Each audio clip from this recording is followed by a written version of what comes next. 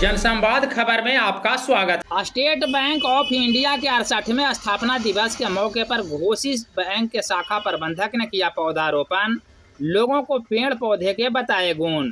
दरअसल state bank of India के 68वें स्थापना दिवस के मौके पर घोसी स्टेट बैंक के शाखा प्रबंधक ऋषि देव ने कई स्थानों पर पौधारोपण कर लोगों को पर्यावरण के बारे में अवगत कराया। इस मौके पर उन्होंने मां जगदम्बा पेट्रोल पंप एवं उसके समीप तालाब के किनारों पर पौधारोपण कर पर्यावरण संरक्षण के महत्व के बारे में लोगों को जानकारी दी। उन्होंने बताया कि जिस प्रकार हम अपने बैंक का स्थापना दिवस मना रहे हैं, उसी प्रकार मनुष्य पेड़ पौधे लगाकर भी अपना स्थापना दिवस मनाए, ताकि आने वाले भविष्य को हम एक सुरक्षित एवं संरक्षित देश सौंप सके।